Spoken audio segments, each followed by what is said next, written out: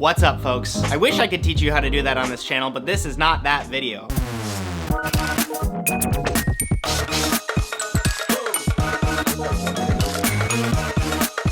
Do this.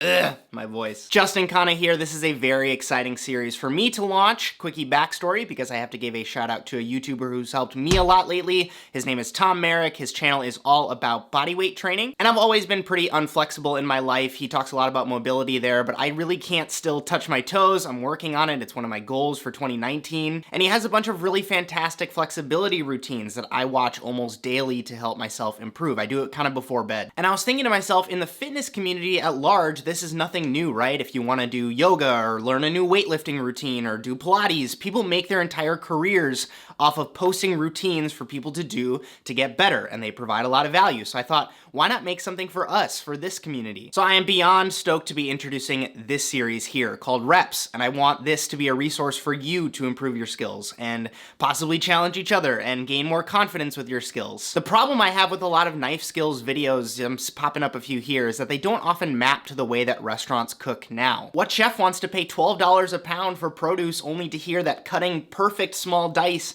means losing 30% of the vegetable, right? Not to mention on the prep side, it might take you 60% longer because you're so focused on this skill that's so intricate, and it can sometimes be lost on the consumer. Sometimes us chefs do it to ourselves. We'll like do these perfect little knife cuts, but then shingle it or cover it with something or pour a sauce over it so that it's or ISI a foam on top of these perfect little cubes that we spent so long making. And don't get it twisted, I'm not saying knife skills are dead. All of these techniques have their place. I'm just saying most of us are probably using different skills now than what we learned in culinary school. And this series will hopefully help improve those frequently done projects. I'm breaking these up by product. Each will have two. This one is potato and lemon. I'm confident that these skills, if practiced, will ripple out into other areas of your prep list.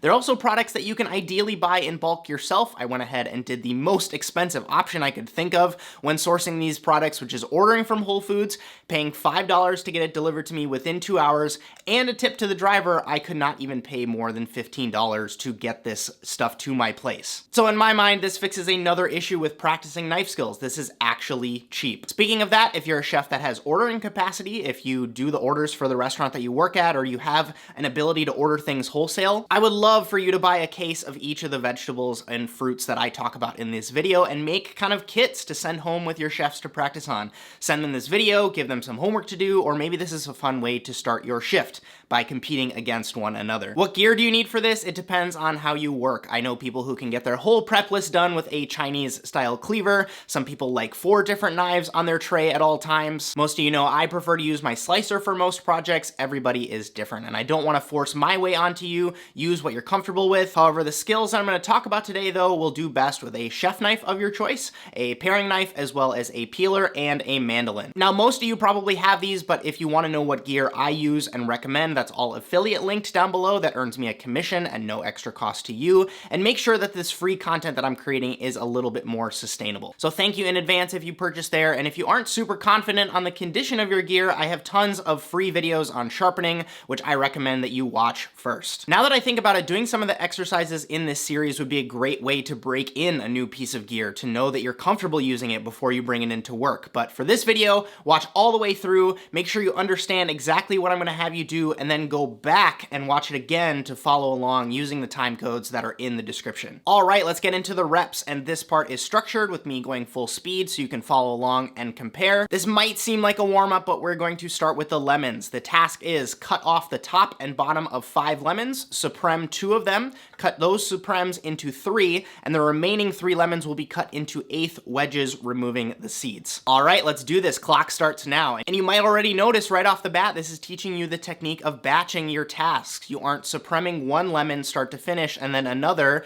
or cutting wedges of one and then another. top and bottom off of all of them, and then supreme them. Use containers for waste, total station domination. Notice that you'll start to find what works for you here. Maybe you like switching knives between wedging and trimming. Maybe you don't have to have 3 knives on your station anymore because you've gotten really good at doing the whole project with just your chef knife. These details are unique to you. The principles is what we're working on here. Okay, working with the supremes laid out on my board, I'm looking good. That makes it so that I can do a quick knife cut through all of them. I will switch to the bench scraper here and move them to into a finished container. Bench scraper being optional gear. This is how I feel like I work best. Moving on to the wedges, I'm going into quarters here, and then I do a combo move of seeds out, cut in half. I'm trying not to handle it twice. You see how that cuts my seeding time in half? I can either cut the seeds out of 12 quarters or 24/8. Got it?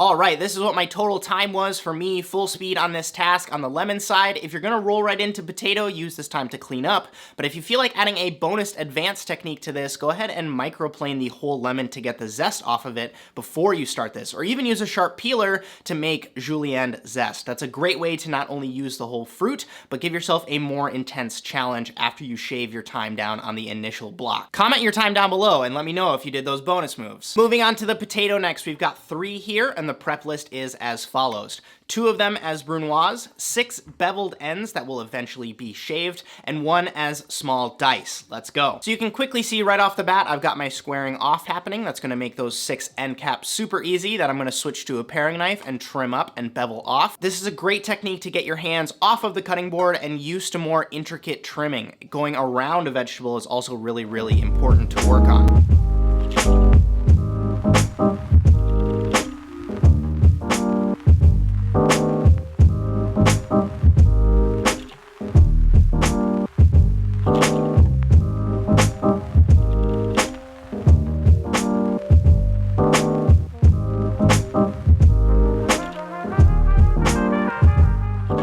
Once those are trimmed up, we're gonna grab a mandolin and shave those. I find that most injuries with a mandolin happen at the end of a vegetable, so you're using your best safety practices here. Go slow, don't hurt yourself, and get clean, paper-thin shaves. Don't go thick and cheat here.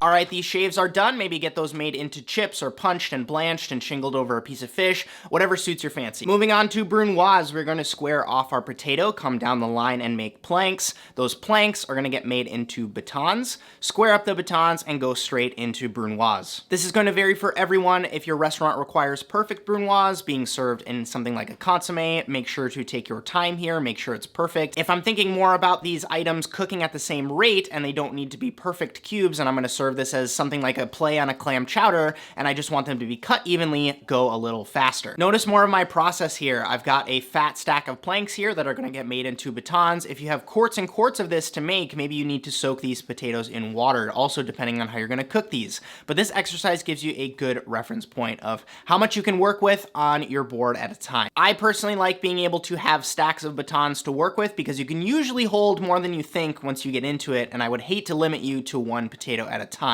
All right, now that I've got the brunoise done, that gets cleaned up. Moving on to the small dice. If you want to swap this and the small dice feels like a warm-up, definitely do that. But this is way faster to me. I'm not saying this has to be the old school French 1/4 small dice. Maybe you actually have a reference point of something that's on your prep list at this very moment and you want to get faster at something like that. But the same principle applies here. Square off, make the planks, make the batons, and then dice. Boom, the time for me on that is on the screen right now. How did you do? Let me know down below in the comments. For those of you that are feeling extra hardcore on this one too, I do have some bonus and advanced techniques, which is to peel the potatoes first. A lot of you probably have peeled potatoes on your prep list, and having the practice of getting faster at peeling them can sometimes help with squaring the potato off, but I kind of like having the peel on there to tell me where the edge is. All right, well, there you have it. You've prepped 5 components out of 2 kinds of produce, effectively making shaved potato for chips, supremes for garnish, lemon squeezers for your station to add acid, brunoise potatoes for garnish, and small potato dice for hash. Now, I've got a fun little context for you folks. I wanna see you in action. I wanna see you making progress. If you've been getting your reps in, post on Instagram with the hashtag JKReps and make sure to tag me. The guys at Chrome were awesome enough to send 2 of their knife rolls out with no strings attached. I wanna reward the people I see crushing it with this challenge, and for transparency's sake, I sent this along as kind of a question question for the folks that are on my email newsletter, because I also want this to be available to you international folks. I know that that can kind of be frustrating with some things only available here in the US.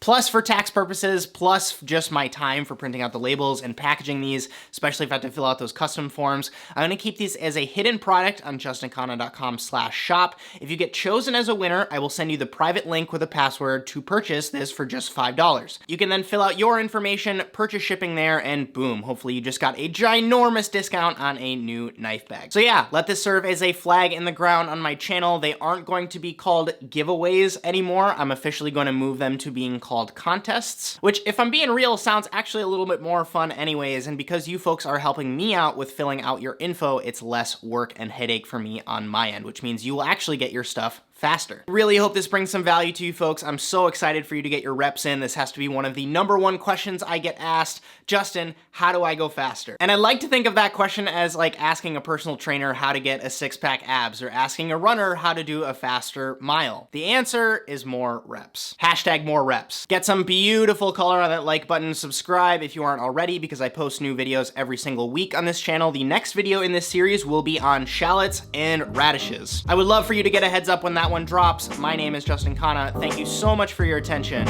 and I hope you have a good one.